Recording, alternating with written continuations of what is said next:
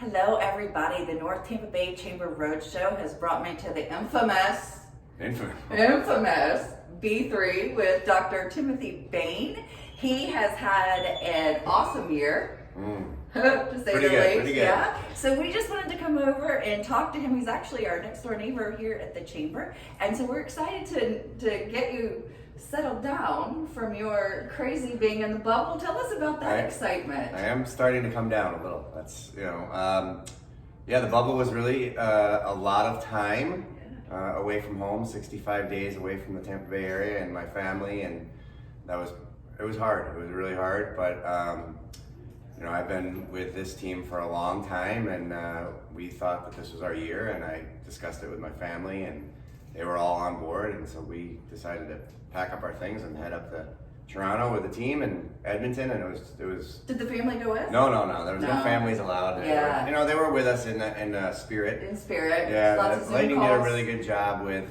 They sent these picture frames that people could put into pictures all the time. So that my wife was constantly uploading, and some of our friends were uploading, my family were uploading it. So that was pretty neat. And then FaceTime really helps, obviously.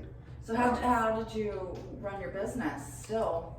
Zoom calls. Calls. Zoom calls. Like I think the whole world runs on Zoom now, right? We all do run on Zoom. It was pretty interesting. Like thank God that we practiced a little of that in the past, that we were getting better at it, and we'd instilled even with our patients some virtual visits and things like that, and so that helped because we'd already had some sort of basis for it. Mm-hmm. I think it would have been a lot harder if we didn't, and so we were on the phone a lot. I feel bad because there were some time differences when I was in Edmonton, so people here had to deal with some of that. A lot of challenges. So it was good though. So when the Stanley Cup was here the other day, it was for your whole team too. To experience absolutely. Yeah, I mean, like we couldn't have done it without everybody putting in and actually working a little harder, and it makes it harder when I'm not here, I think, because not that I really have to do too much because everybody knows their roles, which is pretty amazing in our organization. But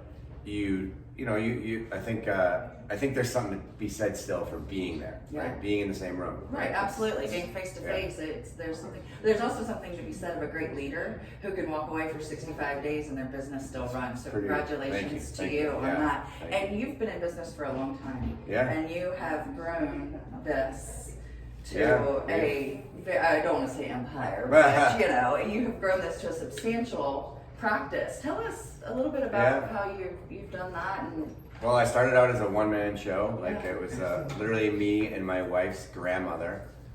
Started out as our front desk, and oh my gosh, that's so fun. We've expanded kind of a little bit at a time, trying to figure out ways to create a healthcare system that actually makes us healthy and well. And through that, it's kind of looking at different ways to collaborate with different types of practitioners, right? So we have medical doctors, we have chiropractors, we've got physical therapists, we've got nutritionists, we've got athletic trainers.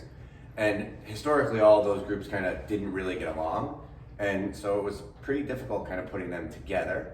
But when you found the right people and the right pieces to the puzzle, it just started to fit. And then from there, we were able to expand. And hockey actually brought a lot of these things together. My partner I met through hockey. His son I coached, and so now we do everything up to the level of minimally invasive interventional pain procedures and stem cell treatments, things like that. So it's a kind of a full service thing where we've tried to create a bridge of healthcare. Healthcare has historically been a sick care model. We've historically been a healthcare model where people are staying healthy, and we're trying to almost put a bridge between them so that they can communicate effectively, and people that are on the sick side can move into the health side.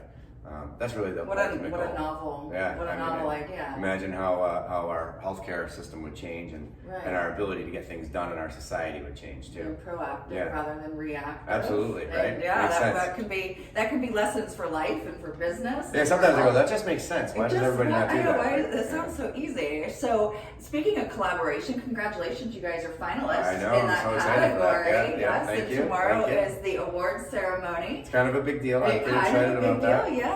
So congratulations. That collaboration really is a big piece of what we do at the Chamber and what we do as a community. It's funny. One of the groups is also in the finals. Is Sarah Vandenberg. Yes.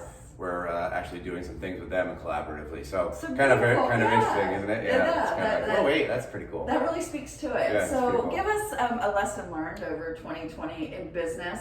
I mean, you've had the, oh my gosh, roller coaster Yeah. of a ride in 2020. I mean, I think like everybody in business, you're like, oh my gosh, we're gonna make it, and you also think about families and your families that you take care of, and we are a family, and I look at it as I have 50 families that I'm responsible for, and so that the fear was the biggest thing that hit right away. But over the past 10 years, we've been going through so much change as an organization that I think everybody here is pretty used to kind of pulling up their bootstraps and saying, let's figure this out. And it didn't take long before we were able to figure out how to go about getting people so that they didn't have problems with their medication management, they didn't have problems with all sorts of things that can happen to people that are older and in pain and things like that we were really most scared of it. A lot of it had to do with actually getting on the phone and dealing with the government agencies and making sure that they changed some of their rules and laws, because some of the medications that we prescribe you can't really do over the phone, and you can't do over FaceTime, and so a lot of those rules had to change. They changed them federally first, and then eventually at the state level. But it was kind of touch and go for a little bit, and we were able to weather it, and I think I'm really proud of the team for that. Which after that kind of happened, I kind of knew that going to the bubble, all right, just one more added thing, right? Like they can handle that. Yeah. So that's pretty cool. Like, I mean, we have, I can't say enough good things about the leaders in our organization, and you know, it goes to everybody here. They are all amazing people that are here doing the right thing by all the patients that we serve and the community we serve. So Yeah.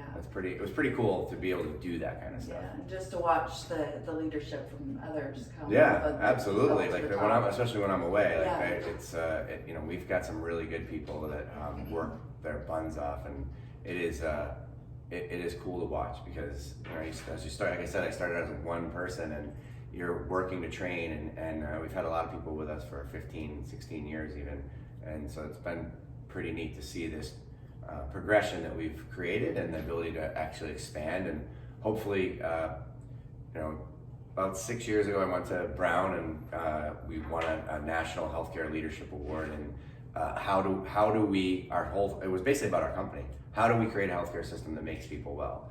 And we're starting to get there. We were named one of the fastest growing companies in the United States by Inc. last year.